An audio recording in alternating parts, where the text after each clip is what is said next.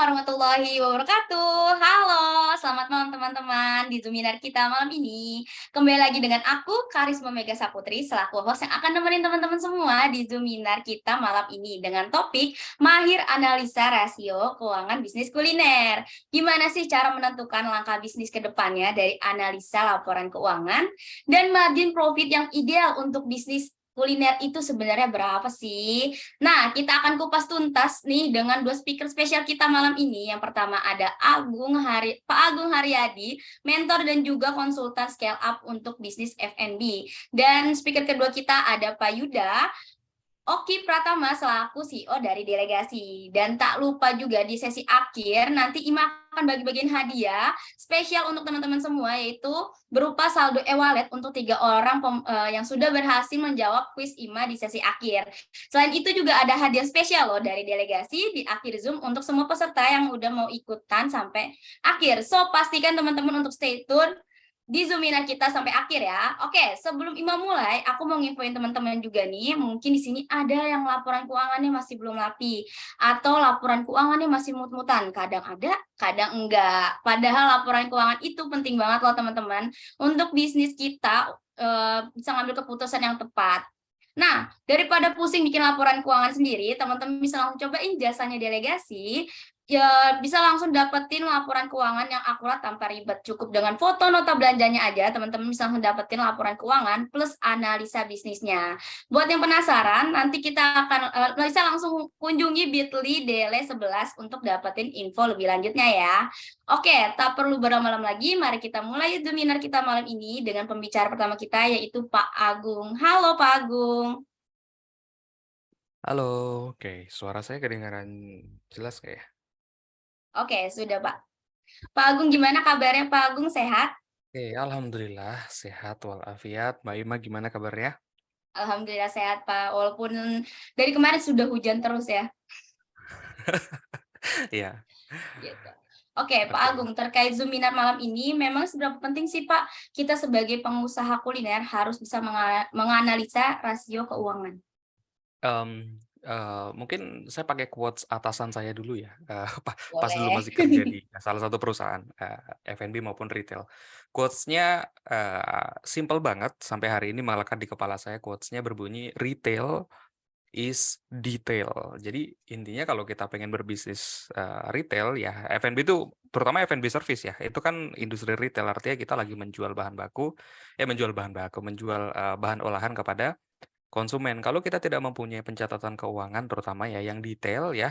Jadi kita belum ngomongin operasional, belum ngomongin stok opnam, belum ngomongin prakteknya di lapangan, laporan keuangannya aja dulu. Kalau kita nggak punya keuangan laporan keuangan ya atas dasar apa kita akan mengambil keputusan dengan tepat dan ya tepat sasaran ya. Misal kita nggak tahu laporan keuangan bulan lalu dibandingin bulan ini. Bulan lalu ternyata ada kebocoran, misal kebocorannya misal dalam bentuk AC nggak dimatiin, misal kalau restorannya gede ya.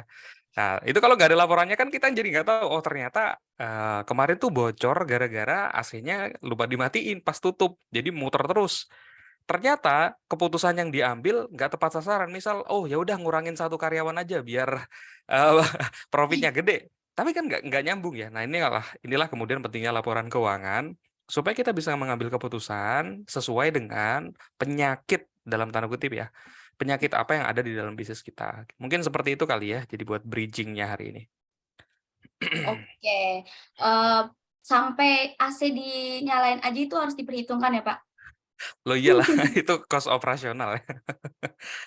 Oke Heeh, Pak Agung, mungkin teman-teman semua nih udah penasaran banget nih gimana sih cara mengatur dan menganalisa rasio keuangan dan apa aja yang harus diperhatiin. Mungkin bisa langsung masuk ke materinya aja ya Pak. boleh. Oke, saya ada waktu berapa menit ya, Mbak Ima? Saya lupa. 30 Eh, menit ya? ya kurang lebih.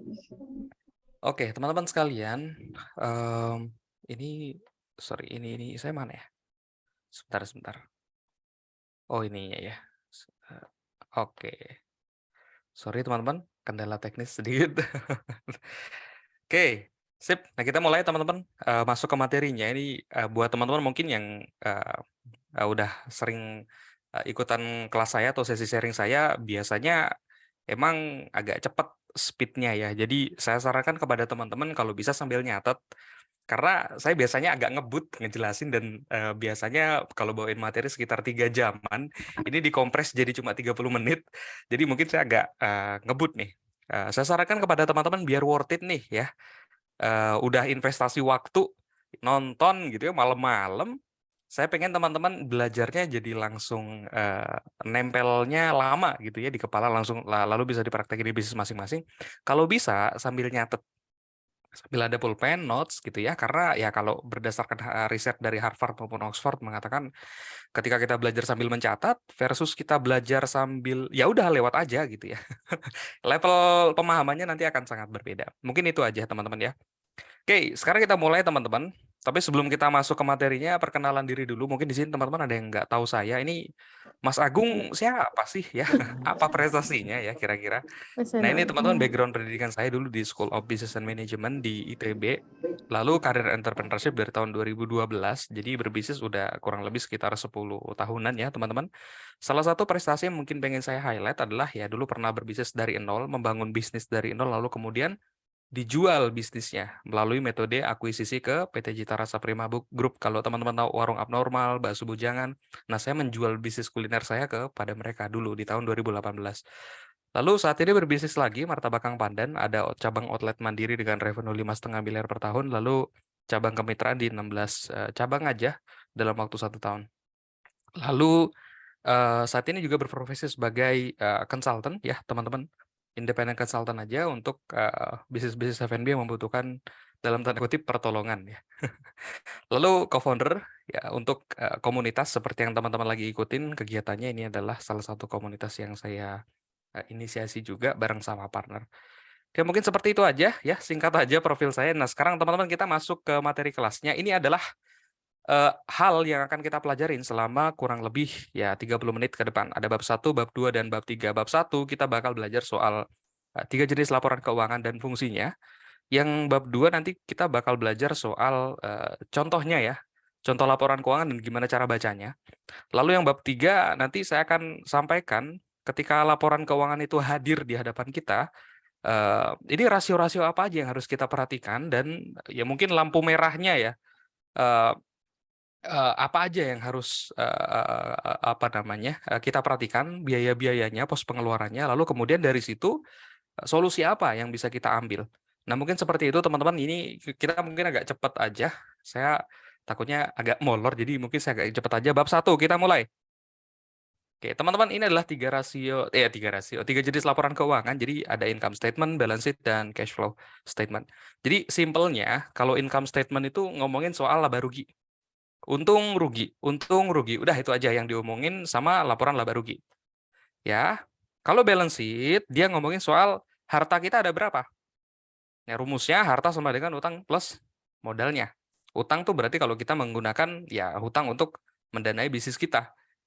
Modal artinya ya modal pribadi yang kita keluarkan atau modal dari investor atau equity yang kita miliki. Intinya balance sheet ini ngomongin soal sebenarnya bisnis kita tuh punya nilai berapa rupiah sih, hartanya sekaya apa sih. Nah itulah di laporan balance sheet.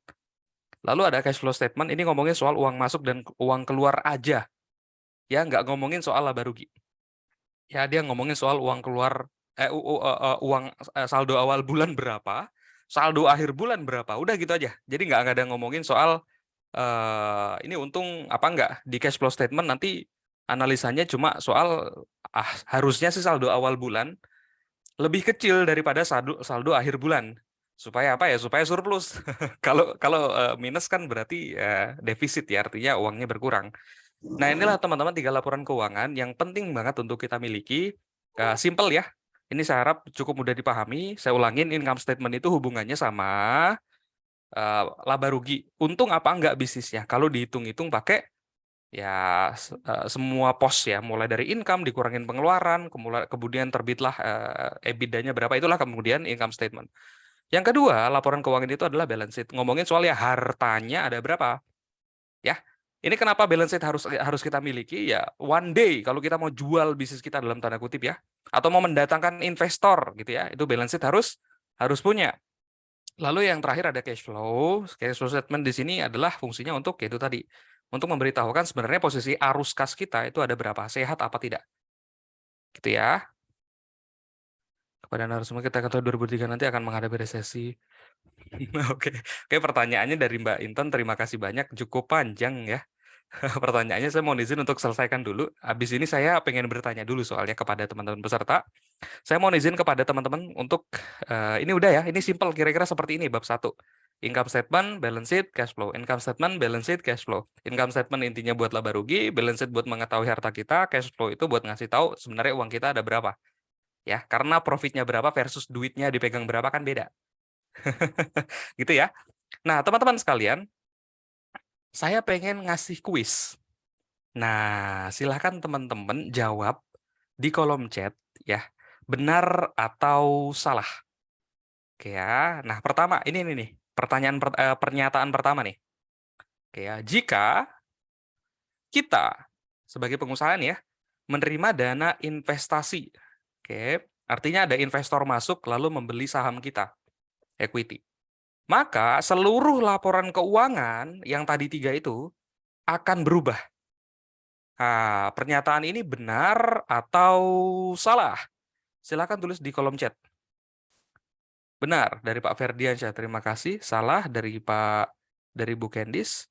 Kuis 1, oke. Oke, terima kasih. Oh, ternyata banyak yang jawabin juga ya. Oke, teman-teman kalau misal jawabannya yang teman-teman jawab adalah tepat gitu ya. Berarti teman-teman udah jago, udah pinter. Kalau salah nggak apa-apa. Ini namanya juga kita lagi proses belajar. Oke ya.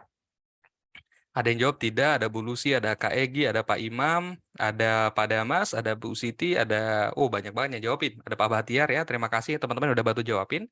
Oke, pernyataan pertama ini adalah saya reveal jawabannya. Ya, aduh, mohon maaf. Ini saya agak Oke, ini ya teman-teman ya. Jawabannya adalah salah. Oke, karena kalau kita menerima dana investasi, nggak semua laporan keuangan itu berubah. Yang nggak berubah apa? Yang nggak berubah udah jelas laporan laba rugi. Laba rugi mah nggak akan terpengaruh sama sekali kalau kita misal menerima dana investasi. Ketika ada dana investasi masuk ke perusahaan kita, ada investor nih ya, membeli saham kita. Yang berubah itu cuma neraca sama cash flow doang. Laporan laba rugi enggak. Gitu. Kecuali itu dana investasinya dalam bentuk utang. Itu beda cerita. Oke ya teman-teman ya. Nah, oke kita sekarang lanjut lagi nih. Wah, nah udah muncul ada Pak Abe, ada Kak Egi ya. Terima kasih ya udah bantu jawabin. Nah, sekarang kita masuk ke yang kedua, teman-teman. Boleh bantu jawab. Jika kita mengalami kerugian, ya, loss, keuntungan maupun kerugian ya, maka seluruh laporan keuangan akan berubah, terdampak. Nah, pernyataan ini benar atau salah? Oke, salah, benar, salah, salah. Oke, terima kasih teman-teman. Kayaknya pada semangat banget yang mau ini ya, yang bantu jawabin ya. Benar, benar, benar, benar. Oke, terima kasih teman-teman udah bantu jawabin. Cepet banget ini ritmenya. Kayaknya yang ikut hari ini pada semangat-semangat banget ya. Oke, saya reveal jawabannya ya. Jika kita mengalami kerugian maupun keuntungan, maka seluruh laporan keuangan akan berubah. Jawabannya benar atau salah? Jawabannya adalah benar, karena memang jika kita mengalami keuntungan, yang pertama ya udah jelas laporan laba ruginya pasti akan terdampak ya, laporan laba rugi entah dia untung atau rugi. Kalau dia untung berapa, kalau dia rugi berapa. Neraca juga pasti akan terdampak, berapa perubahan aset, harta dan segala macamnya. Cash flow ya udah pasti bakal terdampak juga. Uang keluar dan uang masuknya pasti mempengaruhi sisa saldonya. Nah, kira-kira seperti itu teman-teman ya, cukup mudah dipahami ya. Oke, yang teman-teman udah jawabannya benar berarti good. Yang teman-teman jawabannya salah, nggak apa-apa. Namanya juga proses belajar ya. Kalau langsung benar semua kayaknya ada yang salah nanti. Oke, teman-teman lanjut yang ketiga. Pada laporan keuangan, biaya marketing ya maupun itu biaya iklan dan segala macam itu diinput sebagai investasi. Jadi masuknya ke neraca. Nah, pernyataan ini benar atau salah? Banyak banget yang ngechat. Oke, terima kasih. Ada Kak Egi, ada Bu Siti, ada Bu Kendis, ada Pak Ferdiansyah, Pak Amri, Pak Imam. Terima kasih udah bantu jawab ya. Ada Pak Abe, ada Pak Lista. Terima kasih ya udah bantu jawab. Oke, kayaknya pada pinter-pinter yang ikutan Zoom malam hari ini ya. Jawabannya betul. Jawabannya adalah salah. Biaya marketing dalam bisnis kuliner, bisnis apapun sih ya, sebenarnya dia masuknya ke dalam cost, ke dalam beban. Ya, kalau misal nanti dia dihitung sebagai investasi, kan masuknya ke neraca. Jadi laporan keuangan itu teman-teman hanya menghitung tangible asset aja atau aset-aset yang memiliki nilai finansial yang bisa dihitung pakai uang. Nah, kira-kira seperti itu. Kalaupun nanti brand gitu ya, merek gitu ya, apakah dia nanti bisa dihitung sebagai sebuah aset? Jawabannya bisa. Tapi itu beda lagi cara ngitungnya, nggak pakai laporan keuangan. Brand equity itu beda lagi cara ngitungnya. Intangible asset masuknya ya. Nah, kira-kira seperti itu. Contoh misal kayak Apple, logonya doang itu kan nilainya berapa triliun. Nah, kira-kira seperti itu. Itu beda lagi cara ngitungnya. Nggak pakai laporan keuangan. Oke, teman-teman ya. Lanjut. Terakhir nih, sebelum kita lanjut bab kedua. Jika kita berhutang. Oke ya, ini saya pengen jelasin dulu, tolong jangan dijawab dulu. Nah, utang di sini yang dimaksud adalah utang bank ya. Jadi ada bunga di situ. Ada beban bunga. Oke ya. Jika kita berhutang, maka 3 jenis laporan keuangan akan ikut berubah. Terdampak lah kira-kira. Benar atau salah? Oke. Nah, ini udah mulai goyah ya. Banyak yang jawab benar, banyak yang jawab salah juga. Oke. Terima kasih teman-teman. Oke. Sip, saya langsung reveal aja jawabannya biar kita bisa cepat lanjut materinya karena ada bunganya. Ada yang jawab ya. Jawabannya adalah betul. Jika kita berhutang, maka 3 jenis laporan keuangan akan berubah. Yang pertama, neraca pasti berubah ya karena akan ada hutang yang masuk. Yang kedua, arus kas pasti berubah karena ada uang dari pihak luar yang masuk ya. Lalu PNL, nah ini PNL sebenarnya tidak akan berubah kalau utangnya itu tidak berbunga. Nah, tapi kalau utangnya berbunga, seperti yang saya sebutkan tadi ya, intinya dia ada beban utang bank, maka kemudian dia harus diinput sebagai pengeluaran. Jadi PNL juga terdampak. Jadi tiga-tiganya laporan keuangannya terdampak, berubah. Nah, kira-kira seperti itu. Sip ya teman-teman ya, dapat ya poinnya ya. Gampang lah ya, laporan keuangan. Nah, 3 jenis laporan keuangan dan fungsinya. Udah, cepet. Ya, nah sekarang kita masuk ke bab kedua. Nah, gimana caranya membaca laporan keuangan? Ini mungkin lebih simpel lagi caranya buat membaca laporan keuangan. Oke, nah ini income statement atau laporan laba rugi. Cara ngebacanya gimana? Nah, buat teman-teman mungkin yang udah punya laporan keuangan, punya P&L kayak gini, laporan laba rugi ya, profit and loss, gampang cara bacanya ya. Omsetnya berapa? Ya, ini di sini omset. Ini di sini kemudian HPP ya, komponen pengurangannya kira-kira seperti apa? Dapatlah omset dikurangin HPP, cost of sales ya, sama dengan gross profit atau keuntungan kotor. Lalu kemudian keuntungan kotor dikurangin oleh beban operasional. Dapatlah kemudian operating profit. Gitu ya. Nah, operating profit kemudian dikurangin sama beban yang lain kalau ada. Oh, di sini ada beban penyesuaian persediaan. Sama dengan segini. Dapatlah keuntungan yang namanya EBITDA, earning before interest, tax, depreciation, and amortizations. Atau keuntungan lah, kira-kira keuntungan atau kerugian. Terus kemudian disesuaikan lagi, ada laba, selisih ya. Lalu kemudian terakhir, dapatlah kemudian keuntungannya di 272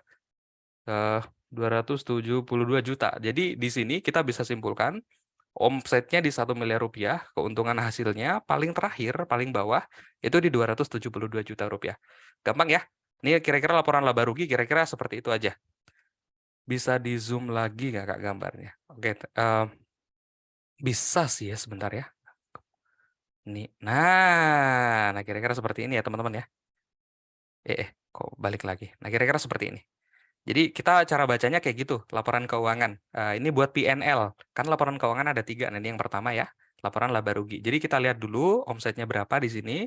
Oke, omsetnya ketahuan. Oke, lalu kemudian HPP-nya berapa? Oh, HPP-nya sekitar 800 juta rupiah. Lalu kemudian dikurangin beban-beban, dapatlah kemudian ya, operating profit, belum keuntungan bersih. Nah, keuntungan bersih nanti harus dikurang sama ya yang lain-lain lagi.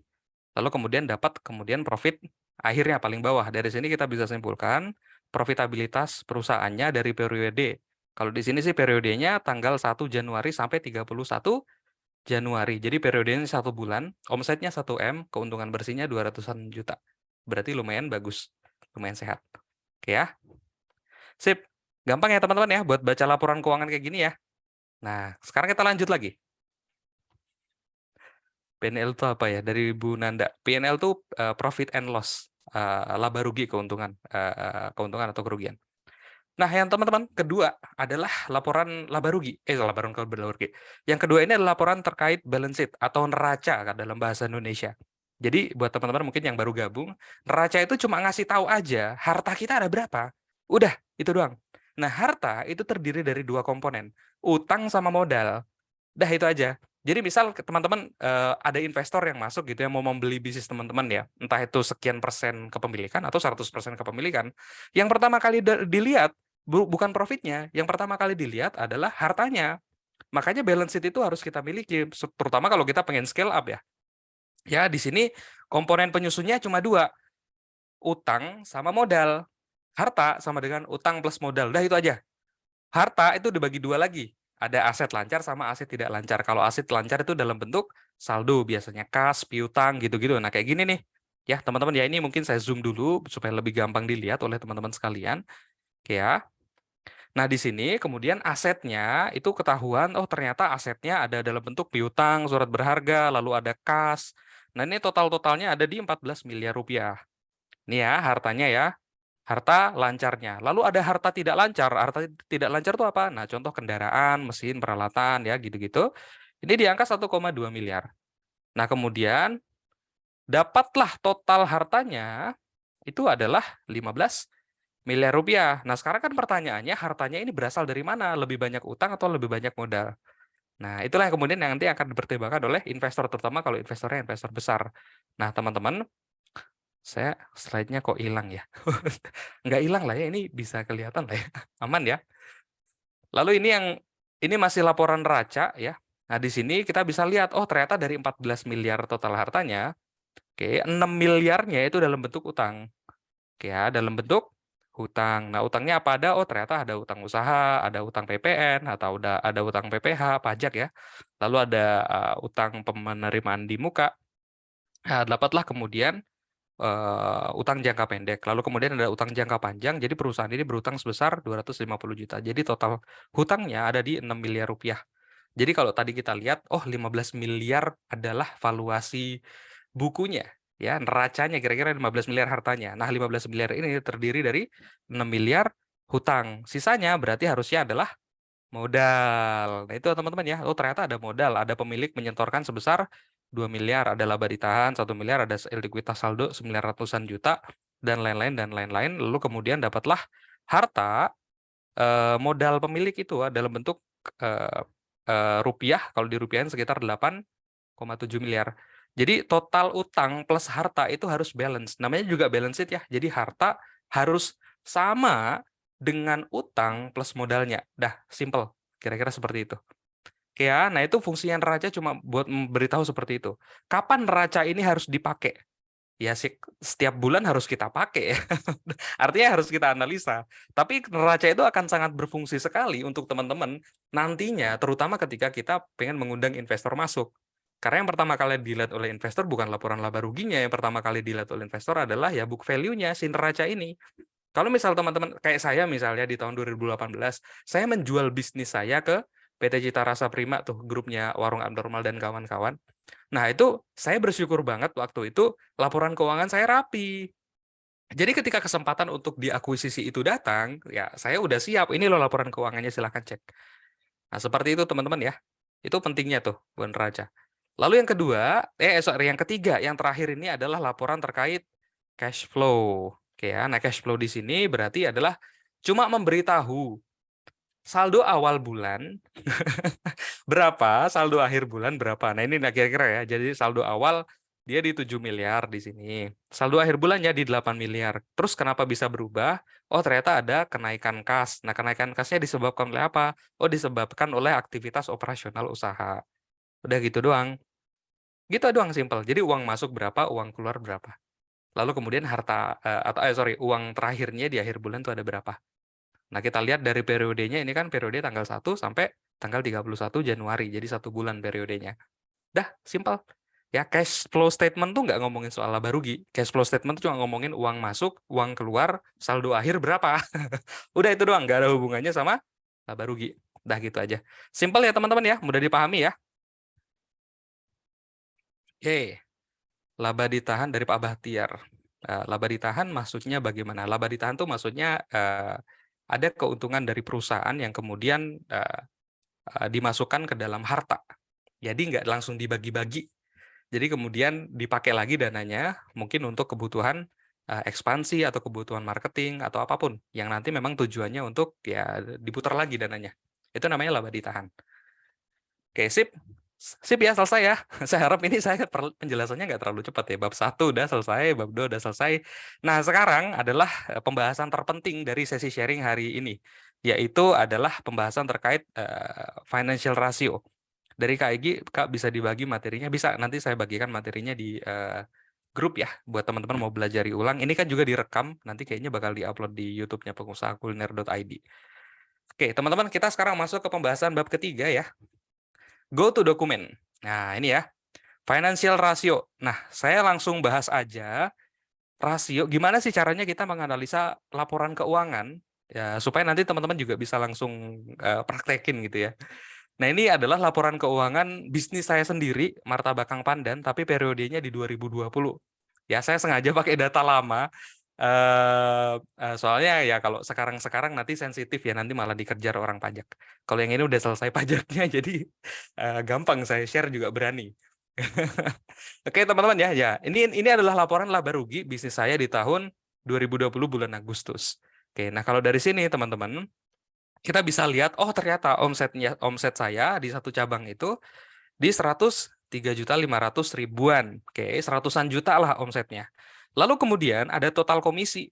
Nah, komisi di outlet ini berkisar di 22 juta rupiah. Jadi ini komisi yang kita bayarkan kepada GoFood, GrabFood, ShopeeFood ya gitu-gitu. Itu totalnya di 22 juta. Oke, pertanyaannya, netnya berapa? Oh, netnya, omset bersihnya ya, omset setelah dikurangin sama komisi, itu di angka 81 juta. Berarti gross to net revenue ratio-nya itu di angka 78%. Ini ya rumusnya ya, 81 juta dibagi 103 juta rupiah. Apakah ini bagus? Ya kalau menurut saya sih ini masih bagus. Kenapa? Karena masih di atas 75%. Ya rasionya. Jadi masih bagus untuk kategori bisnis F&B.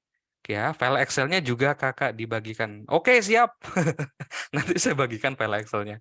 Oke, tapi ditonton dulu ya ini sampai akhir supaya teman-teman juga tahu. Soalnya kalau di pengusahakuliner.id ini mungkin upload ngerekamnya sekarang, kelasnya sekarang, tapi uploadnya 2 minggu lagi. Jadi teman-teman mungkin untuk mempelajari ulang agak susah. Oke ya, bear with me teman-teman. Oke, setelah tahu omset kotornya berapa, lalu omset bersihnya berapa udah ketahuan. Nah, sekarang biaya-biayanya. Oh, ternyata penjualan martabak saya pada tahun 2020 bulan Agustus, tepung terigunya segini, garamnya segini, gulanya segini, ladanya segini, soda kue dan lain-lain dan lain-lain. Pokoknya ada semua. Ya, oh ternyata nah seluruh bahan baku inilah yang menyusun eh, apa namanya beban bahan baku ya, food cost. Oke, oh ternyata kalau di sini kita lihat-lihat ya, ternyata total bahan bakunya itu ada di 44 juta. Oke, ini apakah sehat? Tadi kan omset bersihnya di 81 juta yang kita terima nih penjualan. Oke, lalu kemudian HPP-nya untuk bahan bakunya ya, food cost rasionya ini di berapa nih? 44 juta per 81 juta. Nah, di sini saya sudah sediakan. Nah, ini adalah 54% ternyata. Apakah ini tepat sasaran? Oh, ternyata kalau untuk martabak Kang Pandan punya saya, ini masih belum tepat sasaran. Kenapa? Karena targetnya harusnya kita untuk HPP itu di 40-an persen. Harusnya. Berarti di sini ada yang bocor. Nah, itulah yang kemudian bisa kita analisa bersama, teman-teman. Oke ya, ada di 54%. Oke ya. Nah, sekarang kos karyawannya berapa nih? Oh, kos karyawannya untuk martabak Kang Pandan saya ini di bulan Agustus di satu cabang di 15 juta karena karyawannya ada 5 orang, masing-masing gajinya di 3 juta, kurang lebih lah, ada yang lebih, ada yang kurang. Oke, jadi total di 15 juta.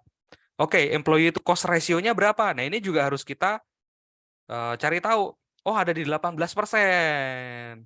Nah, pertanyaannya, kalau 18% cost ratio karyawan itu sehat atau tidak? Jawabannya sehat. Cost ratio untuk bisnis kuliner itu sebenarnya idealnya tuh berkisar di antara 12,5% sampai 20%. Jadi kalau masih ada di tengah-tengah itu sebenarnya kita masih ideal. Nah, sekarang teman-teman silahkan nanti cek di bisnis masing-masing, kos karyawannya berapa persen dari omset bersih? Dari omset bersih ya, bukan dari omset kotornya. Jadi kalau saya di sini 15 juta per 81 juta yang omset bersih tadi, bukan omset kotor yang 100 juta. Oke ya? Oke, dapat nih. Kemudian 18%. Berarti ini oke ya? Oke. Oh, kok nggak muncul tulisannya? Oh, oke. Nah, di sini oke berarti. Sorry. Oke, nah sekarang operasional cost-nya apakah oke atau tidak nih? Oke, operasional cost-nya kan mau masuk ini ya, teman-teman ya. Nah, masuk ke sini nih, ada biaya administrasi, ada biaya perlengkapan buat kebersihan, ada biaya perlengkapan lainnya, ada beban listrik, gas, bensin, pulsa, operasional lainnya. Nah, ini berapa persen nih totalnya? Nah, ini udah saya sediain di sini rumusnya. Oh, ternyata rasionya cuma 3,7%. Berarti kebocoran operasional tidak ada. Berarti bagus. Oke ya. Lalu kemudian rent cost. Wah, rent cost-nya di sini beban sewanya mahal banget Mas Agung, ada 4 juta rupiah. Nah, apakah 4 juta rupiah ini sehat atau tidak? Tergantung. Nah, kita cek dulu rasionya ini terhadap omset bersihnya berapa.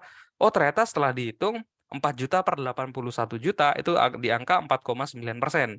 Masih sehat atau tidak? Kalau saran saya, kalau biaya sewanya masih di bawah 8%, itu masih bagus ya per bulan ya. Nah, kira-kira seperti itu. Lalu kemudian, nah ini marketingnya kok gede banget, 5 juta rupiah. Jadi martabak saya tiap bulan ngeluarin 5 juta rupiah buat biaya marketing. Apakah ini sehat atau tidak? Nah, kita cek dulu teman-teman. Ini rasionya berapa persen kalau dibandingin sama omset bersihnya. Nah, ternyata di sini cuma di angka 6%. Jadi profitnya cuma 9 juta, omsetnya 81 juta rupiah bersih, profitnya di 9 juta. Sehat atau tidak? Tidak sehat. Karena profitnya cuma berkisar di 12%. Harusnya profitabilitasnya targetnya di 20%. Itu target pribadi saya, harusnya di atas 20%. Pertanyaannya sekarang, teman-teman kalau teman-teman disuguhin laporan keuangan kayak gini, ngambil keputusannya gimana? Ngambil keputusannya kan gini, kalau misal kita pengen naikin profitnya ke 20%, biaya mana yang harus kita modifikasi? Ya, kayak gitu ya. Nah, misal ya, kalau kita modifikasi biaya marketingnya kita nolin 5 juta rupiah. Nanti ngaruhnya kemana? Ya udah jelas, pertama ngaruhnya ke sales. Ya, ngaruhnya ke sales.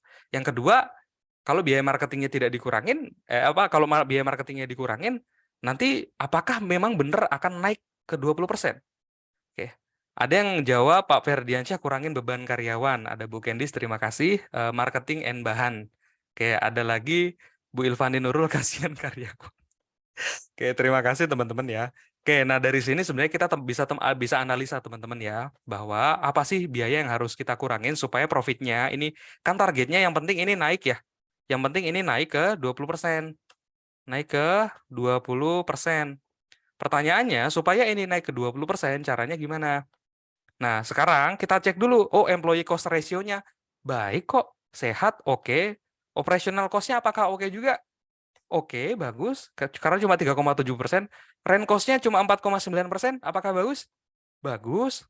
Marketing cost-nya 6%. Apakah bagus? Ini sebenarnya udah agak over. Marketingnya Martabak Kambandan tuh punya saya sebenarnya cuma di angka 5% harusnya. Tapi ini masih batas wajar. Nah, berarti mana yang nggak oke? Ini. Yang paling atas ini yang nggak oke ya. Yang 5,4%. Ya, pertanyaannya gimana caranya supaya ini naik ke 20%? Ya, kurangin aja. Ini supaya turun rasionya. Jadi jangan 54%. Nah, kalau 54%, misal teman-teman perhatiin kolom 54% ini ya, perhatiin kolom food cost rasionya. Saya akan kurangin bahan bakunya supaya dia turun ke 40%. Nanti lihat perubahannya. Ya, nah saya kurangin ke 40%.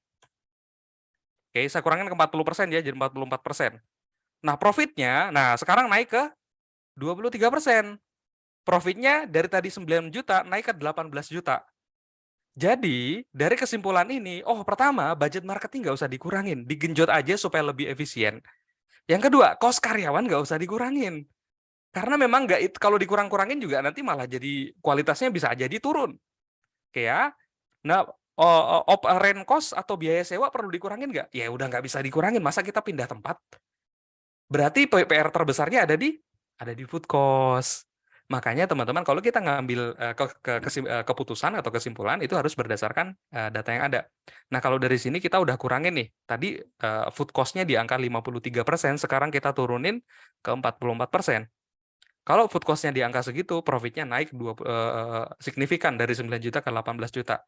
Berarti solusinya adalah hati-hati terhadap pemakaian bahan baku. Kita kurangin lagi pemakaian bahan bakunya. Ya. Pertanyaannya, gimana caranya naikin marginnya? Oke, itulah yang kemudian teman-teman harus kita perhatikan bersama. Nah, kalau di sini saya udah ngasih kesimpulan solusi, yaitu solusinya adalah naikin margin keuntungan. Oke, kalau naikin margin keuntungan gimana caranya? Ya, ada banyak caranya. Yang pertama bisa naikin harga, which is saya nggak rekomendasi. Teman-teman sekalian, market kita di orang Indonesia tuh sangat sensitif terhadap harga. Kalau kita pengen naikin margin, saran saya jangan dinaikin harganya dulu. Kita belajar dari kasusnya Momogi deh. Momogi kan dari dulu harganya segitu-segitu aja ya. Tapi ukurannya tuh makin lama makin mengecil ya. Itu kan margin untuk mereka bisa menjaga margin keuntungannya. Nah, itulah salah satu cara yang bisa kita pakai untuk memaksimalkan keuntungan di bisnis kita. Kalau misal konsumen udah terbiasa di harga segitu, ya udah kasih harga segitu, tapi ya kemudian marginnya yang kita gedein. Berarti HPP-nya harus kita kecilin. Jadi produknya makin menyusut. Gitu teman-teman ya. Nah, ini solusi yang bisa saya tawarkan kepada teman-teman dari sini. Kalau misal ini terjadi, maka nih kurangnya pemakaian bahan baku, Pareto 20-80. Maksudnya gimana? Maksudnya adalah teman-teman di setiap bisnis apapun itu, bahan baku yang paling berkontribusi terhadap expense paling besar itu paling cuma 20%. 20-80 itu udah hukum Pareto. 20% bahan baku berkontribusi besar terhadap 80% cost beban yang ada. Contoh di martabak saya, teman-teman mungkin ada yang notice beberapa nih. Nih, ada beberapa bahan baku yang pengeluarannya itu gede banget. Martabak apa yang paling gede? Sebenarnya udah jelas. Kalau di sini tepung. Ya, yang kedua ada lagi packaging. Ini pasti bakal gede pengeluaran. Apalagi yang gede? Telur bebek, telur ayam, daun bawang. Martabak banget nih ya, yang paling gede di sini. Lalu kemudian ada lagi apa? Daging sapi, minyak, daging ayam. Lalu kemudian duren. Ini karena menu unggulan saya duren ya. Lalu ada keju, Sputnik, susu kental manis. Nah, inilah yang kemudian jadi bahan baku yang harus kita fokusin utama. 20-80. Karena 20% bahan baku ini akan berkontribusi besar terhadap 80% expense atau total pengeluaran. Makanya kita nggak perlu ngubah seluruh bahan bakunya atau misal hati-hati terhadap semua bahan baku, enggak. 20% aja yang harus kita hati-hatiin. Kalau teman-teman bisnisnya adalah ayam goreng, bahan baku apa yang harus dihati-hatiin? Ya udah jelas apa? Ya ayam, ya tepungnya, ya minyaknya, paling di situ. Sisanya mungkin yang nggak kelihatan atau misal yang kecil itu kita nggak harus terlalu hati-hati di situ. Dapat ya poinnya ya? Dari food ratio sampai EBITDA. Oke, terima kasih Pak Ferdiansyah. Boleh nanti kita akan share juga ya. Oke, besar sekali gajinya. Oke, terima kasih. Kasihan rasionya tidak sehat, tolong dituliskan Bang setiap item. Terima kasih. Kisaran rasionya. Oke, boleh. Sip. Oke, terima kasih teman-teman udah bantu iniin ya. Nah, kira-kira dari saya itu aja. Jadi rasio yang sehat itu apa? Rasio yang sehat itu seperti apa? Sebenarnya marketing itu di 5%. Lalu kemudian rent cost itu di 5%, di bawah 8%, operational cost itu di bawah 5%, employee cost itu di bawah 20%, di atas 20%, lalu food cost itu harusnya di angka 40 sampai 50%. Jadi nggak nyampe nyentuh 50%. Itu kira-kira rasio sehatnya. Oke, tiap bisnis bisa beda-beda rasionya, teman-teman ya. Ini kalau di martabak saya. Beda cerita kalau ini adalah bisnis ayam goreng. Kalau mainnya quantity, bukan bukan margin, beda cerita. Starbucks game-nya beda lagi. Kalau Starbucks rasionya kayaknya bakal berbeda jauh sama martabak. Bisa jadi margin dia targetnya di 80% marginnya, jadi HPP-nya harusnya di 20%, 25%. Jadi beda bisnis, beda rumus suksesnya masing-masing ya. Intinya teman-teman, intinya gini, penting untuk kita paham rasio-rasio biaya dan pos-pos pengeluaran di bisnis kuliner kita.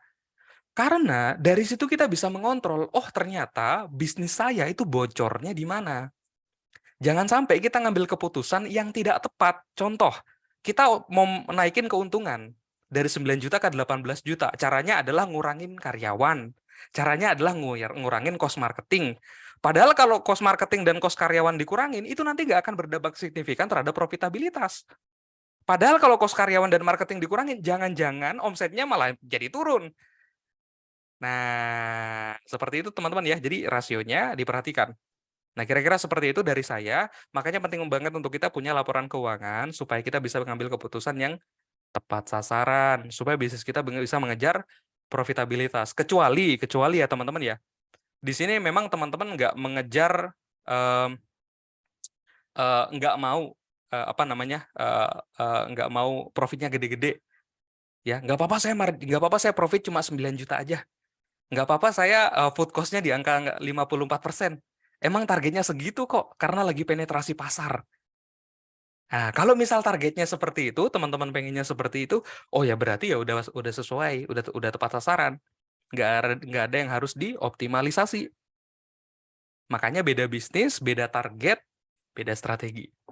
Intinya, apapun bisnisnya, apapun strateginya, laporan keuangan adalah kuncinya supaya kita bisa ngambil keputusan tepat sasaran. Dari saya itu aja, teman-teman. Kalau misal ada pertanyaan boleh. Ini nanti dokumennya mungkin akan saya share di grup ya, di grup yang Zoominar barusan. Saya harap ini waktunya cukup, nggak overtime, nggak terlalu cepat. Oke, terima kasih teman-teman. Dari saya itu aja ya, saya balikin ke Mbak Karisma. Nanti abis ini teman-teman bakal dijelasin sama Mas Oki juga terkait rasio-rasio lagi yang lebih dalam. Dan kayaknya Mas Oki penjelasannya bakal lebih detail, lebih pelan-pelan dari saya. Soalnya saya suka nabrak-nabrak. Dari saya itu aja teman-teman. Kalau misalnya ada pertanyaan boleh tulis di kolom chat, kita sambil diskusi aja malam hari ini. Oke, dari saya itu aja. Makasih. Saya balikin ke host. Silakan. Oke, menarik banget nih Pak Agung materinya tadi terperinci banget ya, dan ternyata penting ya bagi kita semua untuk paham gimana sih cara baca laporan keuangan. Oke Pak Agung, sebelum masuk ke speaker kita yang kedua, mungkin aku mau bacain satu pertanyaan dulu nih dari Kak Egi. Bang Agung, untuk target ideal per rasio bagaimana cara menghitungnya? Oke, target ideal yang tadi ya mungkin ya udah saya jawab ya. Jadi sebenarnya beda bisnis itu beda target rasionya.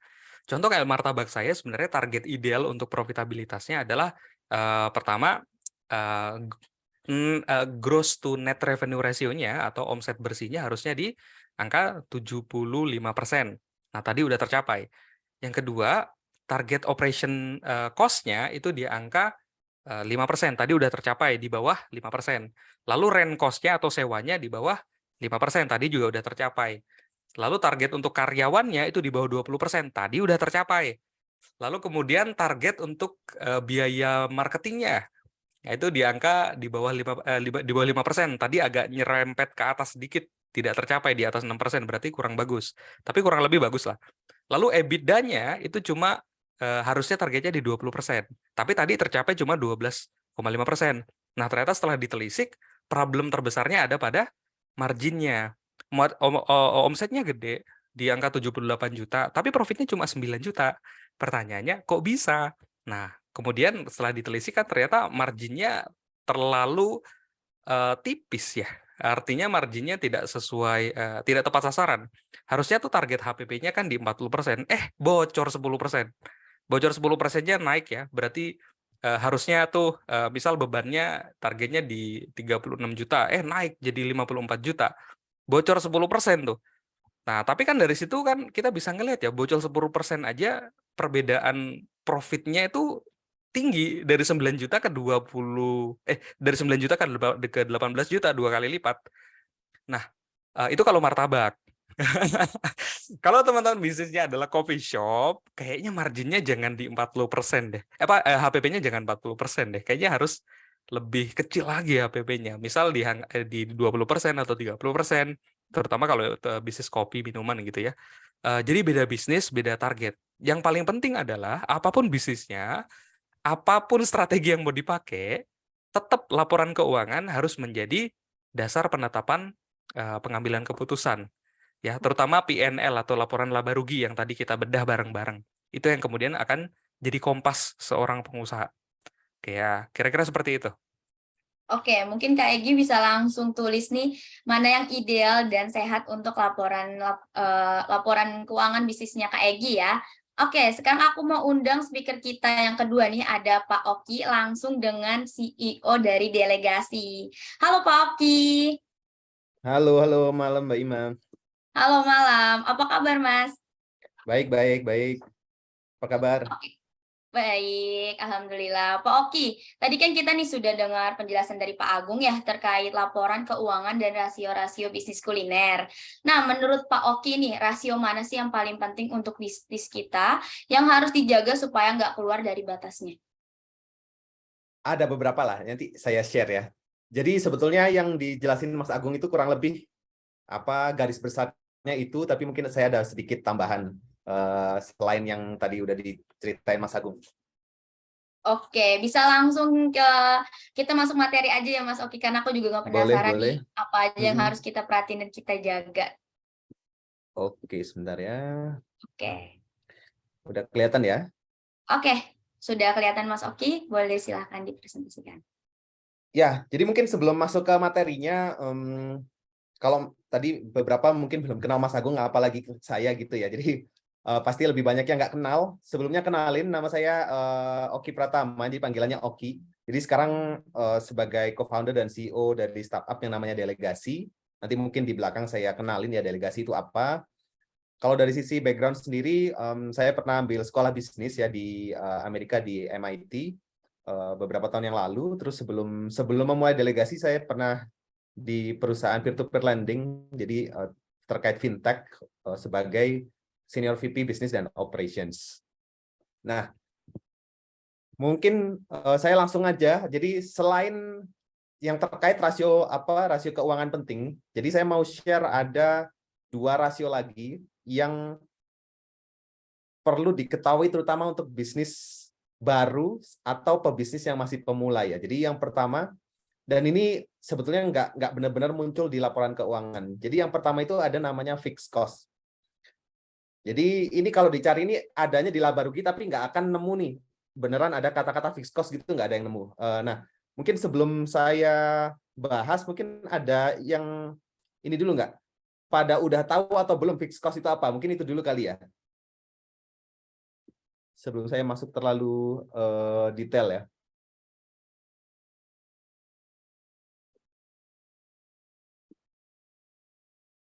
Oke, ya berhubung nggak tahu ya. Jadi fixed cost itu sederhananya gini sih.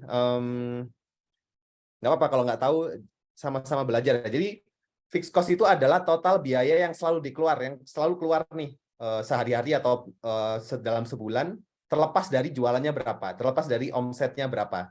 Jadi contohnya kayak misalkan sewa tempat nih, itu kan sewa tempat biasanya udah bayar langsung setahun atau minimal kontrak setahun walaupun bayarnya bulanan kan. Nah itu mau jualan mau enggak, mau tokonya sepi, tokonya rame, itu tetap keluar tuh biaya seperti itu. Terus ada gaji karyawan yang full time terutama ya, kan itu udah gajinya fix per bulan sekian gitu. Nah itu pasti keluar kan, kayak atau biaya listrik, biaya internet dan seterusnya. Ini tuh ada disebutnya fixed cost. Jadi ditotalin berapa sih sebulan atau bahkan kalau bisa sehari itu fixed cost itu berapa itu mesti tahu ya. Jadi nanti saya jelasin kenapa itu perlu tahu. Karena sederhananya fixed cost itu kenapa sih kita perlu tahu? Karena ini kalau kan saya punya teman pebisnis juga yang menurut saya jago ya. Ini buat dia angka ini penting banget. Ini yang dia sebut sebagai kalau main game itu kayak musuh pertama yang harus ditaklukkan nih. Setiap kali buka bisnis baru atau buka outlet baru.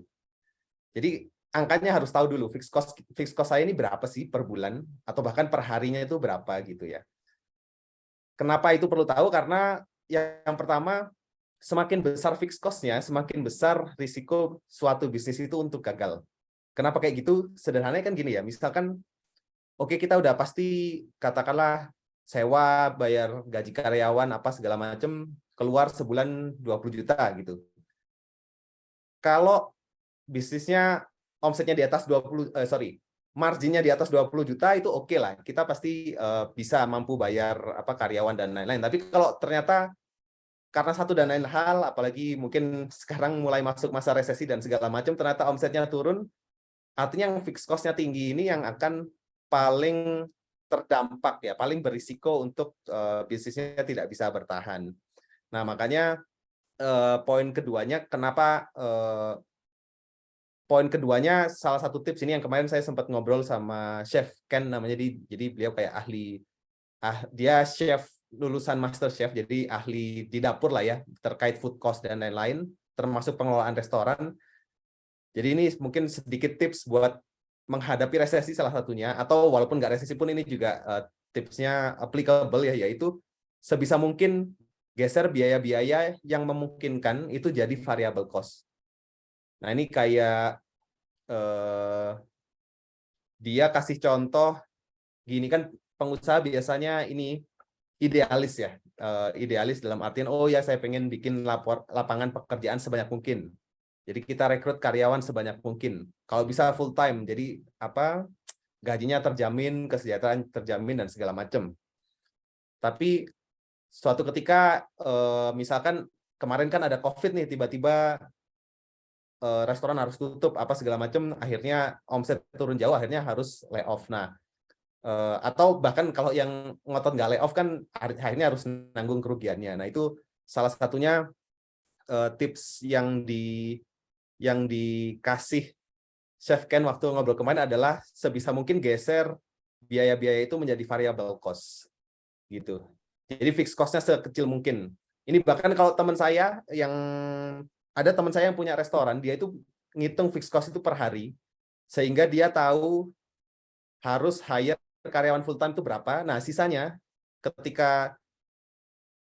untuk nutup sisanya divariabelkan kan, hire yang apa itu istilahnya ya, kasual lah ya, yang bayarnya harian atau bahkan per jam gitu. Nah, itu salah satu triknya ya untuk menghadapi resesi. Nah, lalu indikator kedua yang teman-teman perlu tahu, terutama yang masih pemula atau bisnis yang masih baru, itu adalah break even point. Jadi ini adalah lawannya fixed cost tadi. Jadi sederhananya break even point itu apa? Itu adalah kalau kita bisnis F&B itu berapa porsi sih yang perlu dijual per hari buat nutupin fixed cost tadi. Jadi biar nggak rugi gitu sederhananya. Biar nggak rugi, atau ya kalau bahasa laporan keuangannya kan net profitnya 0 gitu. Sebetulnya sederhananya itu. Nah, ini rumusnya, ini mungkin terlihat kompleks ya, ini bisa di screenshot aja, tapi ini sebenarnya sederhana.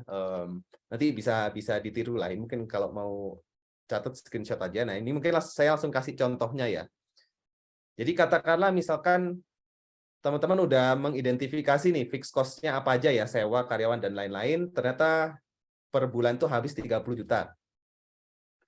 Terus yang perlu diketahui adalah persentase variable cost. Nah, variable cost itu apa? Variable cost itu adalah biaya-biaya yang bergerak atau naik turun atau munculnya itu karena seiring dengan penjualan. Jadi salah satunya kayak tadi Mas Agung sempat sebut HPP gitu ya. Kayak biaya bahan baku itu kan biasanya ada berapa persen dari penjualan gitu. Nah, itu kan ngikut penjualannya berapa, maka biayanya biasanya 50%-nya atau 40%-nya gitu. Nah, itu kita perlu tahu tuh variable cost-nya itu persentasenya berapa. Misalkan aja contoh di sini 50% ya katakanlah. Lalu kita jualan misalkan ayam geprek harga per porsinya 30.000 gitu rata-rata misalkan. Jadi ini angka-angka ini kalau dimasukkan ke rumus di atas kira-kira dapat 67 porsi per hari gitu. Nah, ini dua angka ini mungkin menambahkan selain rasio-rasio tadi, dua angka ini perlu hafal di luar kepala sih. Jadi fixed cost-nya berapa, untuk BEP harus jual berapa porsi gitu. Jadi minimal kita jadi kayak main game gitu kan. Jadi per hari tahu, oh hari ini jualannya berapa porsi, 70 porsi, oke, kita nggak rugi. Kalau 50 porsi kita rugi. Kalau 100 porsi, oke, kita untungnya banyak gitu ya. Kurang lebih gitu. Nah, berikutnya mungkin itu dua tambahan dari saya ya untuk indikator keuangan yang penting untuk pebisnis F&B atau sebetulnya pebisnis apapun. Dan mungkin pesan saya adalah business owner itu wajib tahu dan paham analisis laporan keuangan ya. Jadi termasuk apa yang tadi dijelaskan Mas Agung, termasuk yang barusan saya tambahin, terus nanti di belakang saya akan share beberapa analisis tambahan yang bisa dilakukan ya. Nah, tapi saya juga paham bahwa apa namanya business owner itu kan yang diurusi banyak ya. Mereka disebutnya Superman, Superwoman ke teman-teman ini, atau kalau Mas Agung sebutnya Chief Everything Officer gitu. Artinya banyak yang diurusin, sehingga seringkali laporan keuangan itu cara analisisnya ngerti, tapi laporan keuangannya nggak ada karena belum bikin gitu. Nah, mungkin kalau boleh tulis di chat, boleh share nggak teman-teman sudah bikin laporan keuangan secara rutin atau belum selama ini? Katakanlah mungkin nggak selama ini deh, mungkin di 3 bulan terakhir. Mungkin boleh share sudah atau belum gitu. Weh, Mas Agung sudah rapi, alhamdulillah. Ada yang kadang rajin, kadang enggak. Banyak yang belum tapi belum rapi ya. Sesuai mood. Ya, memang ya itu gimana ya? Bikin laporan keuangan itu penting banget, tapi saya juga aware bahwa itu juga nggak gampang dan menyita waktu juga ya. Jadi sebetulnya itulah kenapa saya bikin delegasi sih. Soalnya saya juga percaya walau business owner ini wajib ngerti nih cara baca laporan keuangan, tapi sebetulnya cara bikinnya itu tidak wajib paham karena yaitu itu ilmu tersendiri lah ya. Walaupun bukan yang kompleks banget, tapi butuh dipelajari dan butuh butuh waktu untuk belajarnya maupun ngerjain laporan keuangannya. Nah, itulah kenapa ini saya sekalian mau ngenalin delegasi. Jadi delegasi itu apa? Delegasi itu kalau kita nyebutnya asisten keuangan virtual, atau sederhananya kita bantu bikin laporan keuangan dan analisa bisnis dengan 4 langkah mudah ini. Jadi 4 langkah ini tuh hanya 4 langkah ini yang perlu dilakukan kalau pakai delegasi.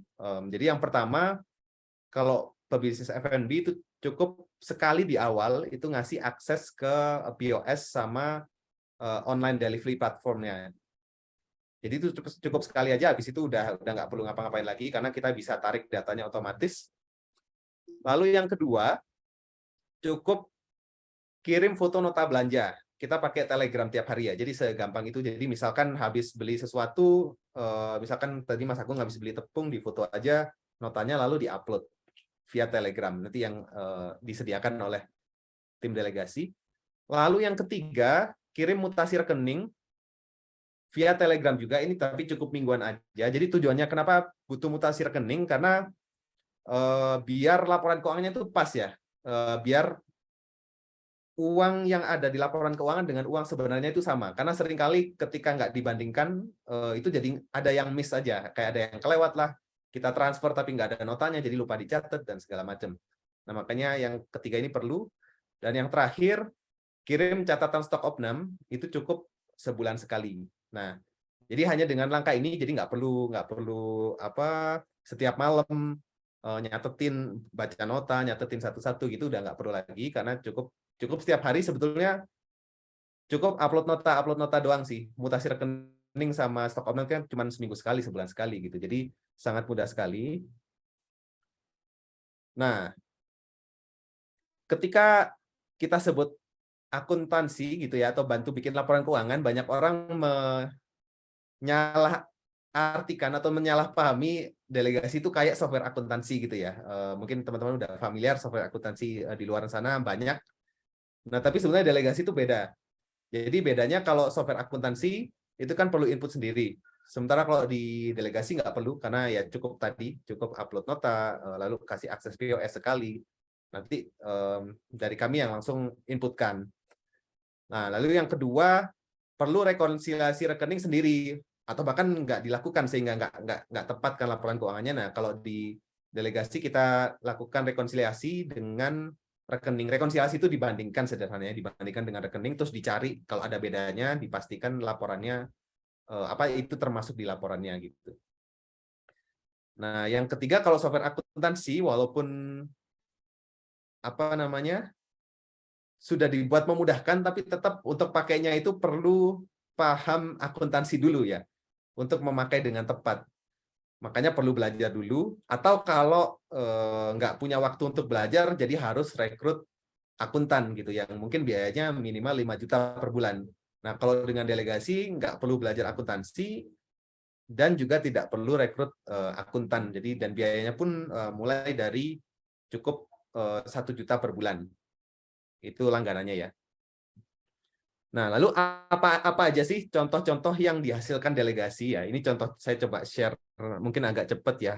Contoh-contoh laporan dari delegasi. Jadi yang pertama ini adalah laporan-laporan standar yang tadi sebetulnya yang contoh yang ditunjukin Mas Agung kurang lebih hampir sama ya. Jadi ada laporan laba rugi atau P&L istilah lainnya. Lalu ini ada neracanya ya. Jadi ada bagian aktiva, pasiva tadi Mas Agung juga sempat singgung, dan juga laporan arus kas. Nah, ini yang versi standarnya. Nah, tapi kami juga paham bahwa versi standar aja nggak cukup. Jadi banyak insight gitu ya, atau analisis itu membutuhkan pengolahan dari data ini. Jadi nggak kelihatan langsung di laporan yang standar. Nah, makanya kita bikin beberapa tambahan analisis. Jadi ini saya mungkin tunjukin beberapa aja. Jadi ini contoh yang pertama ini tuh sama dengan yang ditunjukkan Mas Agung tadi. Jadi sederhananya ini kan laporan laba rugi ya. Jadi di sini ada pendapatan, diskon, ada HPP, komisi dan fee, dan seterusnya. Nah, lalu ini dirasiokan terhadap pendapatannya itu berapa persen, lalu dibandingkan dengan rasio sehatnya, kurang lebih gitu ya. Jadi ini misalkan sebagai contoh, oh dia omsetnya 105 juta, tapi HPP-nya 64 juta, atau kira-kira 61,4%. Terus masih ada komisi lagi, sekian gitu kan, hampir 8,7 juta. Sehingga persentase terhadap pendapatannya hampir 70%. Sementara rasio sehatnya kan maksimal 50% lah ya. HPP itu kalau yang dibilang bagus itu biasanya 50%. Nah, ini jadi tahu nih. Di sini nanti yang rasionya masih di atas rasio sehat itu akan di-highlight warna merah gitu. Nah, jadi tahu oke, kita kalau mau naikin profit kita fokus ke HPP dulu. Nah, itu contohnya. Nah, ini walaupun 70% ini realnya apakah ada yang 70% ada. Jadi cukup banyak juga yang di atas real marginnya di atas 50%. Makanya saya sangat menyarankan kalau teman-teman yang belum pernah bikin laporan laba rugi untuk bikin, karena HPP atau food cost itu tuh biaya terbesar, jadi perlu tahu berapa persen ya. Kalau contoh di klien delegasi pun banyak juga yang di atas 60% bahkan. Nah, sementara rasio sehatnya 35-50%. Nah, tapi apakah kalau di atas 50% maka nggak akan sukses? Nggak juga sih. Maksudnya kayak tadi, misalkan bisnis ayam goreng itu kan banyak juga marginnya tidak terlalu tinggi. Apakah tidak akan sukses? Nggak juga, bisa. Tapi memang cara mengelolanya beda ya. Kalau marginnya tipis itu lebih sulit, lebih harus disiplin mengelolanya, dan lebih harus bikin laporan keuangan. Karena salah dikit aja tuh bisa berakibat rugi gitu. Nah, ini salah satu contoh analisis yang diberikan oleh delegasi. Lalu yang kedua, ini salah satu yang kita bikin juga. Jadi ini profitabilitas berdasarkan channel penjualan. Nah, yang dimaksud channel penjualan itu apa? Itu mungkin kalau dilihat kalau lihat di bawah ini kan ada dine in, ada take away, atau mungkin ada yang online delivery kan, ada yang pakai online delivery apa gitu. Nah, itu mesti dilihatin nih. Ini baik teman-teman pakai delegasi atau enggak, ini saya sarankan ini juga bikin ya. Jadi dari setiap omset yang didapat dari masing-masing channel, itu tuh dihitung biayanya berapa gitu. Nah, biayanya itu biasanya apa aja, ada diskon di situ, ada HPP, dan yang penting juga terutama kalau pakai online delivery itu ada komisinya gitu. Karena seringkali terjadi omset paling tinggi itu biasanya dari online delivery, tapi sebetulnya kalau dihitung beneran marginnya itu nggak lebih tinggi sebetulnya daripada yang dine in gitu. Nah, itu kita perlu benar-benar aware ya. Jadi makanya saya sarankan pakai delegasi atau enggak, sebaiknya bikin analisis seperti ini. Nah, ini yang ketiga,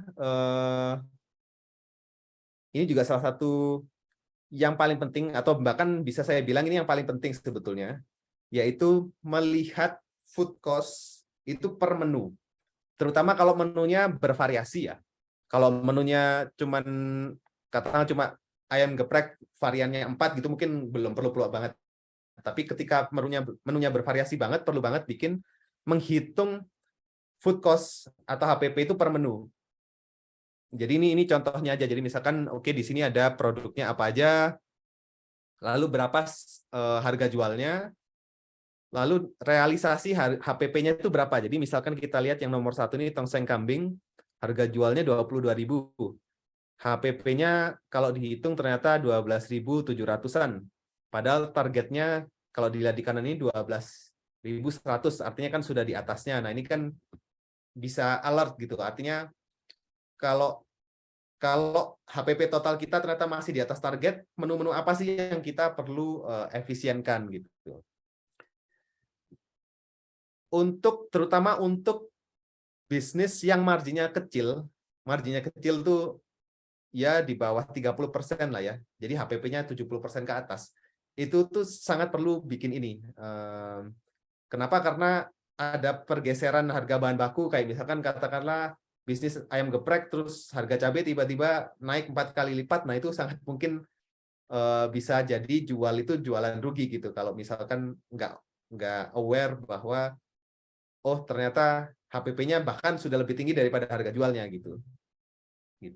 Nah, itulah fungsinya bikin HPP per menu. Selain juga tentunya kalau misalkan perlu melakukan efisiensi ya. Kayak misalkan tadi kalau ambil analogi momogi, kita jadi tahu mana yang kira-kira mungkin porsinya dikecilin atau bahan bakunya diganti yang lebih murah atau mungkin kalau terpaksa harganya dinaikkan gitu. Nah, itu perlunya bikin HPP per menu. Nah, ini mungkin kalau teman-teman sambil saya jelasin, sambil kalau mau di screenshot nanti mau dicontek juga boleh banget, silakan. Nah, terakhir ini adalah kelanjutan dari HPP per menu tadi. Jadi kan kita kalau sudah ngitung HPP per menu kan kita tahu ya margin per menu itu berapa. Jadi kayak misalkan saya kembali lagi, ini marginnya tongseng kambing itu kan berarti sekitar 9 ribuan.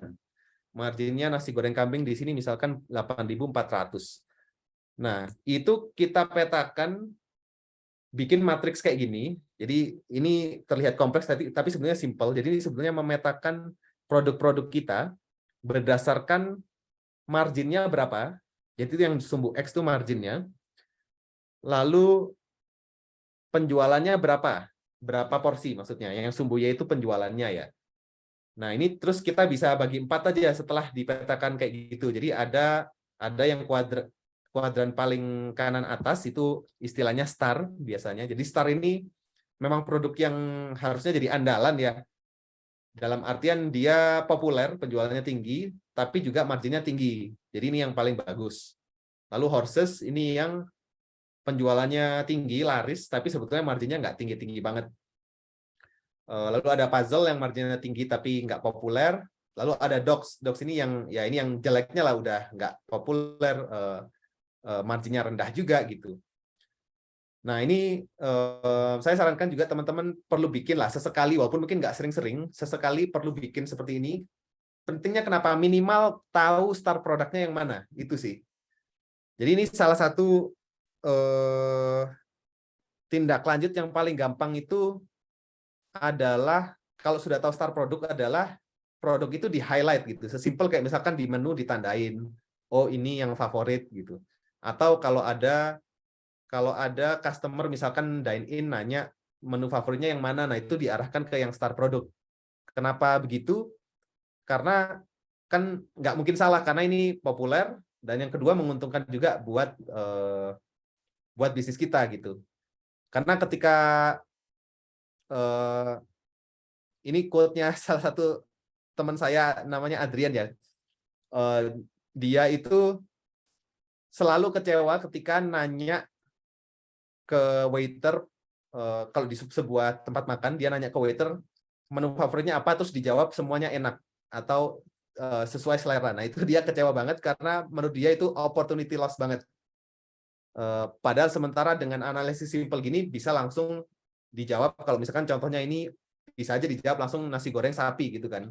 Itu kan langsung customernya beli yang marginnya tinggi gitu.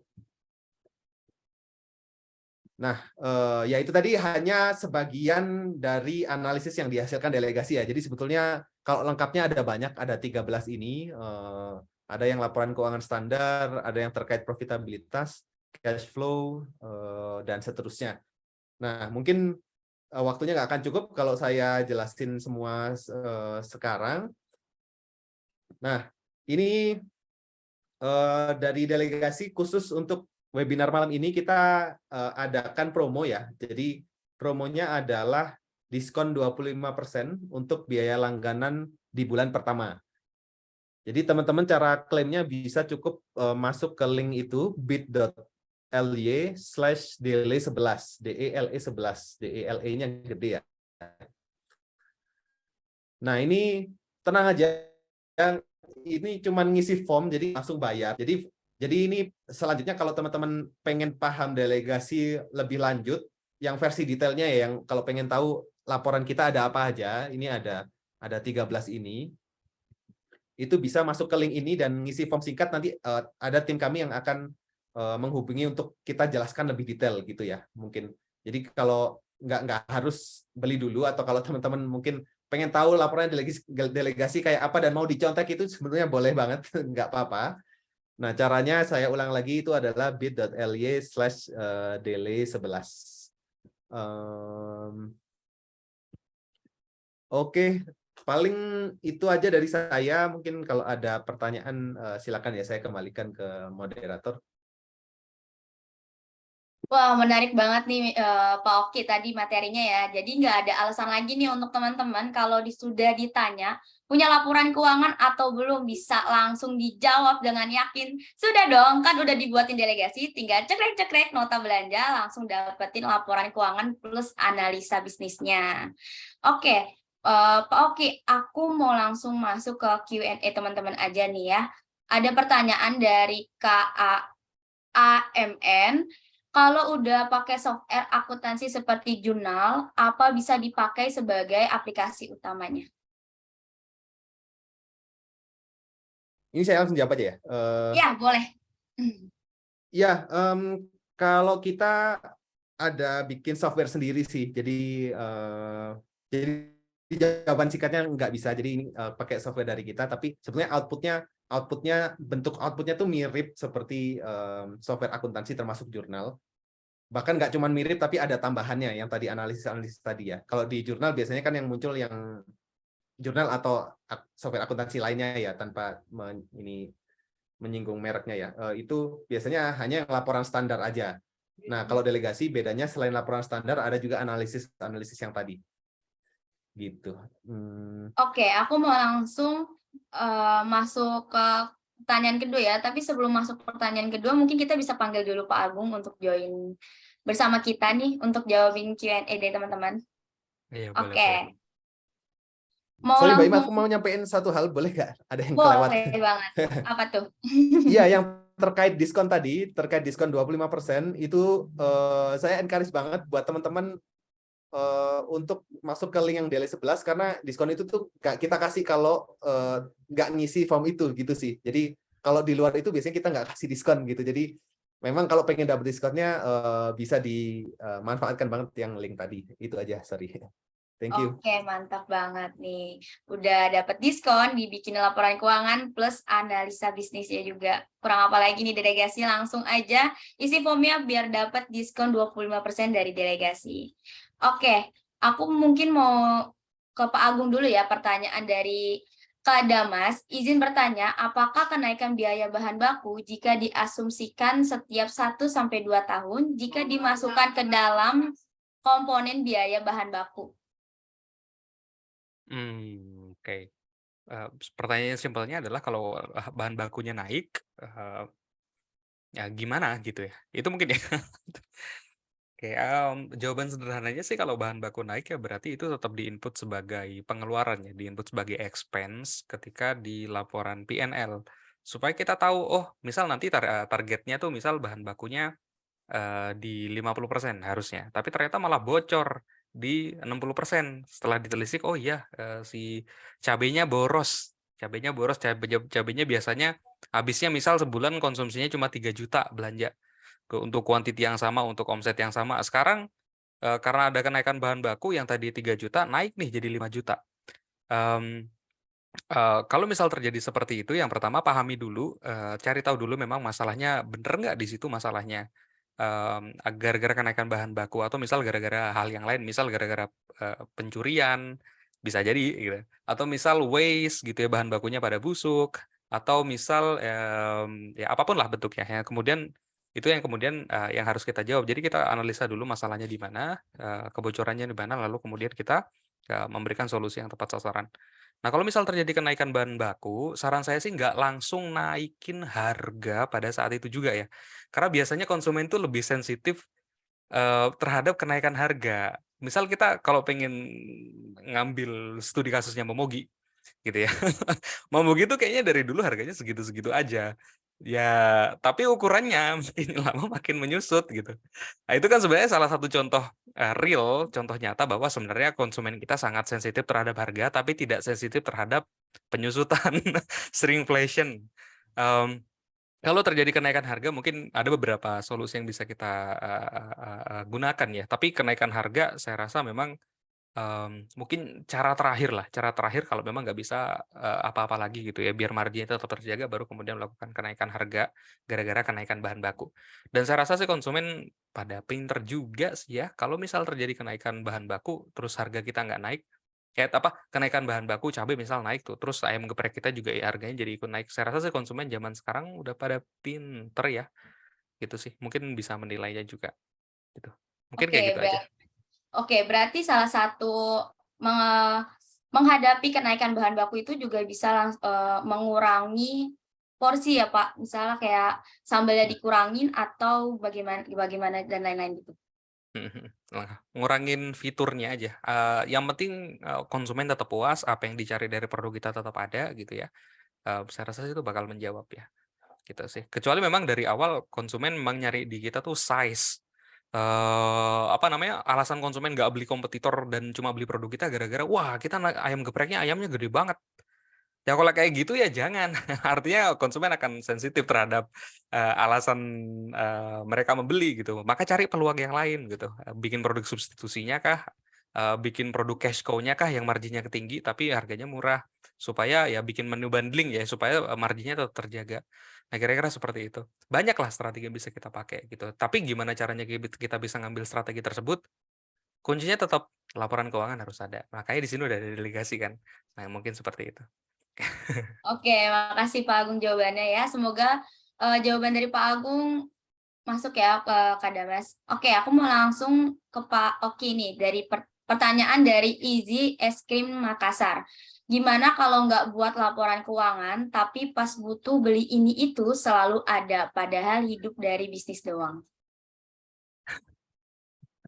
Sorry, maksudnya apa? Artinya, oh bisnisnya kayaknya udah bagus banget, jadi masih perlu bikin laporan keuangan atau enggak? Kira-kira gitu ya kalau di rephrase Ya. ya?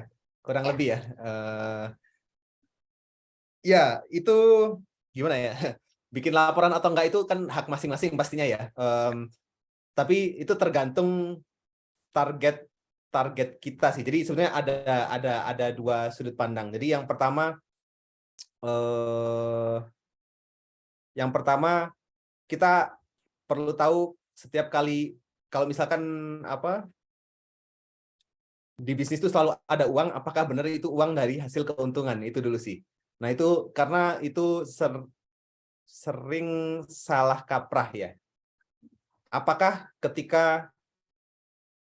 ketika di rekening bisnis kita ada uang 20 juta, artinya itu bisnis kita untung 20 juta dan semua bisa diambil? Itu tidak selalu. Bisa iya, tapi sering juga enggak gitu. Kenapa? Karena namanya bisnis itu juga banyak bisnis yang punya bayar ke suppliernya pakai tempo gitu kan. Artinya ada uang 20 juta, tapi kalau 2 minggu lagi ada jatuh tempo, kita harus bayar supplier 25 juta. Nah, itu sebetulnya walaupun tidak disadari itu sebenarnya kita dalam kondisi kritis pada saat itu gitu. Nah, itu kondisi satu ya yang kita perlu hati-hati mengasumsikan ketika ada duit artinya bisnis sehat. Nah, kondisi kedua adalah jika di bisnis itu tuh kita naruh modal awal.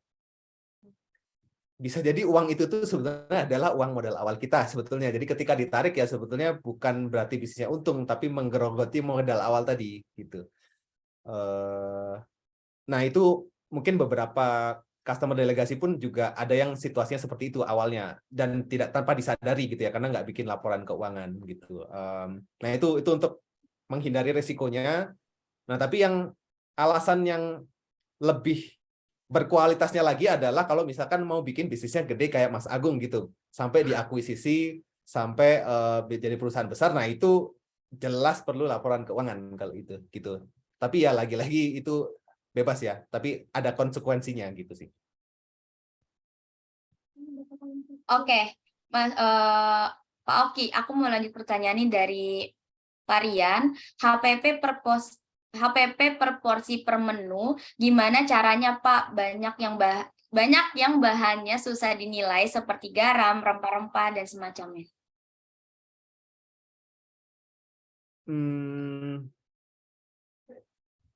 Iya, jadi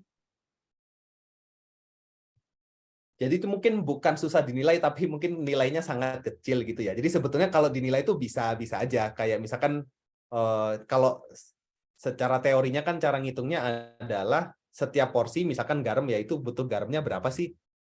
Nah, itu tuh harganya berapa kalau segitu gitu. Katakanlah beli garamnya berapa ya, 100 gram tuh harganya berapa, kalau pakainya cuman berapa gitu, cuman 5 gram, nah itu tinggal dibagi aja. Sebenarnya cara ngitungnya kan seperti itu. Tapi kalau pada prakteknya misalkan untuk bahan-bahan yang memang harganya tuh kalau dihitung tuh nilainya kecil banget, itu mau diabaikan tuh juga sebetulnya masih nggak apa-apa sih.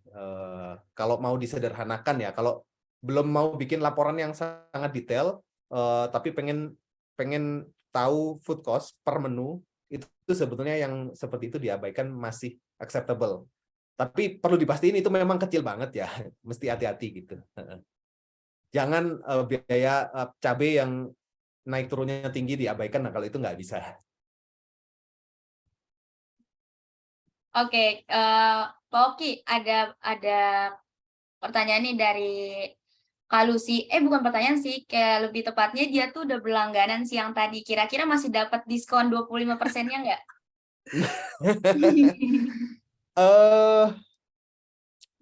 Ya udah boleh, kita boleh mungkin Kak Lucy minta tolong isi yang tadi ya, link bit.ly delay 11 nanti saya ini deh, saya urus lah gitu. Makasih udah berlangganan dulu dan udah datang webinarnya. Oke, Kak Lucy bisa langsung klik link yang ada di kolom chat ya. Oke, aku mau move ke Pak Agung nih. Itu ada pertanyaan dari Kak Intan. Intan dari Depok izin bertanya kepada narasumber. Kita ketahui di 2023 nanti kita akan menghadapi resesi. Yang akan saya tanyakan adalah apa kiat-kiat kami sebagai pemuda dalam mengembangkan soft skill dan hard skill kami di bidang keuangan bisnis kita di era digital untuk memajukan Indonesia ke depannya menuju Indonesia Emas 2024 seperti apa? Waduh, berat banget pertanyaannya. Mungkin sebelum jawab yang 2024, jawab yang 2023 dulu kali ya. Jadi mungkin teman-teman mungkin ada yang udah tahu, udah dengar dari influencer gitu ya, udah beritanya banyak yang berseliweran 2023, waduh resesi gawat ini gitu. Nah, teman-teman, saya mungkin pengen ngingetin aja kepada teman-teman sekalian, resesi itu rasanya kayak gimana sih? Resesi itu rasanya tuh kayak di tahun 2020 kemarin pas kita lagi COVID. Nah, mungkin teman-teman di sini ada yang ngerasain kayak misal saya jualan martabak, ada banyak bahan baku yang nauzubillah, mahal banget. Jadi kayak misal, bawang bombay. Bawang bombay itu kan kita impor, itu terdampak banget. Daging sapi waktu itu harganya mungkin sekitar 100.000 per kilo, tapi bawang bombay itu 200.000 per kilo. Gila, lebih mahal bawang bombay daripada daging sapinya. Nah itu mungkin yang akan terjadi, kemungkinan kecil tapi ya, akan terjadi di tahun 2023. Akan ada beberapa bahan baku yang terdampak. Karena kan kalau kita merujuk ke definisi resesi sebenarnya ya 2 kuartal berturut-turut ekonomi kita minus. Sedangkan kita di tahun 2022 ini sampai udah mau akhir tahun, kuartal ketiga kemarin kita juga tuh masih positif ya Mas Oki ya? Saya kurang ngikutin berita tapi kurang lebih masih positif lah harusnya ya. Nah, dan kayaknya sih kemungkinan kecil kita bakal resesi. Resesi pun nggak akan terdampak banget. Jadi saya sarankan kepada teman-teman sekalian nggak usah takut-takut banget. Bisnis kuliner tetap jalan aja. Yang mungkin yang harus diperhatikan dan harus hati-hati adalah terhadap bahan-bahan yang sensitif terhadap impor dan ekspor. Udah itu aja. Udah itu aja. Sisanya silakan berbisnis seperti biasa. Daya beli pasti akan turun. Ya iya, namanya juga kalau ada perlambatan ekonomi dimanapun pasti itu akan terjadi. Cuma saran saya sih nggak usah terlalu takut-takut banget. Fokus aja ke faktor-faktor yang teman-teman bisa kontrol. Fokus aja ke faktor-faktor yang teman-teman jago di situ gitu. Misal ya bikin inovasi produk, riset konsumen, belajar keuangan, belajar branding, belajar operasional, belajar cara bikin SOP. Fokus ke hal-hal yang bisa kita kontrol lah supaya bisnis kita bisa maju ke depan. Nggak usah terlalu ngabisin energi di hal-hal yang kita nggak bisa kontrol. Cukup tahu aja bahwa itu memang akan terjadi, tapi nggak akan separah itu sih. Oke, mungkin kira-kira seperti itu ya. Jadi, gimana caranya menghadapi 2023? Mungkin itu nggak usah takut, optimis, fokus ke hal-hal yang bisa kita kontrol. Lalu gimana caranya menjadi generasi emas tahun 2024? Saya nggak tahu ini definisi generasi emas 2024 kayak gimana. Cuma saran saya sih tetap ya, apapun profesi kita ya, mungkin mau kita wirausaha, mau kita bisnisnya kuliner, mau bisnisnya retail, apapun itu, tetap selalu menjadi pribadi yang pembelajar, selalu mau belajar, selalu mau berusaha ya, selalu ya menerima perubahan, masukan, kritik, saran. Karena ya sesuatu yang membuat kita tidak nyaman adalah indikasi bahwa kita lagi sedang berkembang. Mungkin itu aja dari saya ya. Udah jadi motivator. Oke, mungkin itu aja. Terima kasih. Silakan Mbak Ima. Oke, mungkin Kak Luki nggak usah terlalu khawatir dengan resesi ya Kak. Mungkin bisa langsung disiapin aja yang terbaik untuk bisnisnya Kak Luki.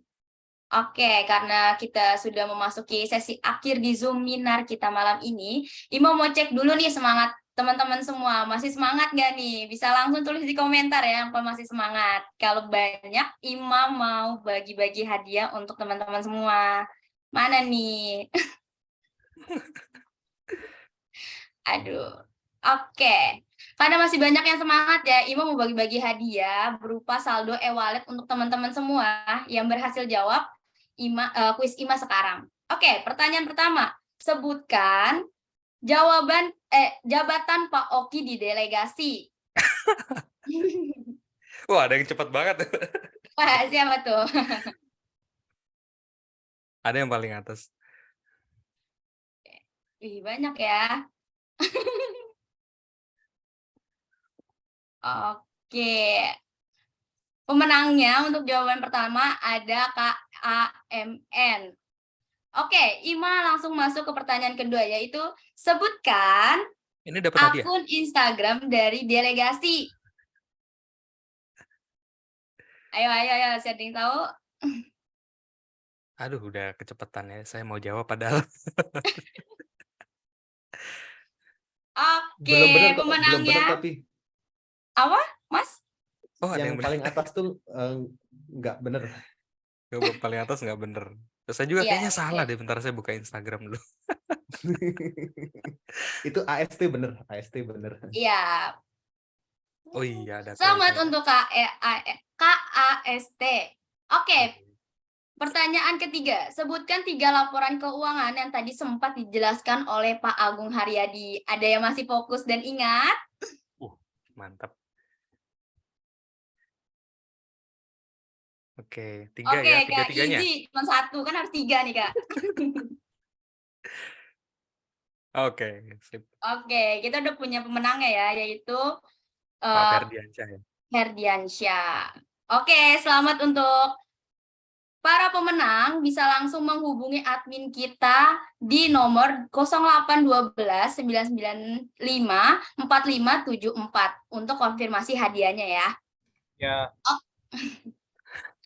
Oke, terima kasih Pak Agung dan juga Pak Oki untuk ilmu yang sudah di-sharing di Zoom Minar kita malam ini. Karena sudah cukup malam nih, Ima izin untuk mengakhiri sesi Zoom hari ini ya. Tapi sebelum Ima akhiri, aku mau ngajak teman-teman semua untuk sesi foto bersama dengan mengaktifkan kameranya. Oke. Oke, sambil nunggu teman-teman kita semua nih untuk on cam, Ima mau ngasih tahu kalau kita akan mengadakan ospek dengan LP POM MUI pada tanggal 6 Januari 2023 nanti. Dan bagi kamu yang mau tahu syarat apa aja sih yang harus disiapin ketika ingin mendaftarkan halal untuk bisnis kamu, bisa langsung daftar aja di bit.ly/halal pack ID. Dan bagi kamu yang tertarik untuk dapetin diskon 25% dari delegasi, bisa langsung menghubungi Adel di bit.ly dele11 atau bisa langsung klik link yang ada di kolom komentar. Oke. Sepertinya teman-teman kita udah siap nih Pak, Mas, untuk gaya yang paling mereka ini. Oke, coba kita mulai dengan gaya bebas dulu ya. Pose yang paling cakep nih menurut teman-teman semua. Oke, boleh teman-teman open cam. Kita mau tag foto. Ayo open cam yang menang. Kalau nggak open cam nggak dapat hadiahnya ya. Oke.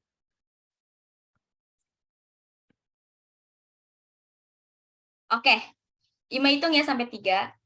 1, 2, 3. Oke, semuanya kayak gini ya, jempolnya. Oke, 1, 2, 3. Oke, ulang ya. 1, 2, 3.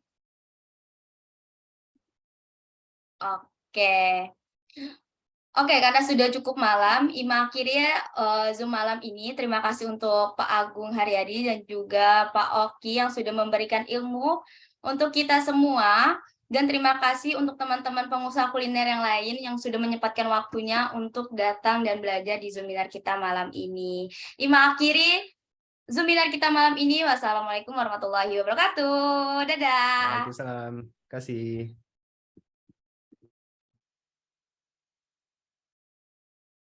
Kamu pemilik bisnis yang paham keuangan itu penting, tapi nggak punya laporan keuangan. Mau ngerjain sendiri nggak sempet, pakai software akuntansi malah bikin ribet. Tenang, sekarang ada Delegasi. Asisten keuangan virtual yang bikinin kamu laporan keuangan dan analisis bisnis tanpa perlu input data sendiri. Dengan Delegasi, kamu tinggal melakukan 4 langkah super praktis. Pertama, berikan akses ke online delivery atau e-commerce dan POS yang kamu gunakan. Kedua, foto nota belanja, lalu kirim ke Telegram. Ketiga, download mutasi rekening via M-Banking, lalu kirim ke Telegram. Terakhir, kirimkan catatan stok opening kamu setiap akhir bulan. Cukup dengan langkah tersebut, kamu akan mendapatkan laporan laba rugi, neraca, arus kas, dan berbagai analisis bisnis. Dengan Delegasi, kamu bisa tidur tenang dan fokus agar bisnis berkembang.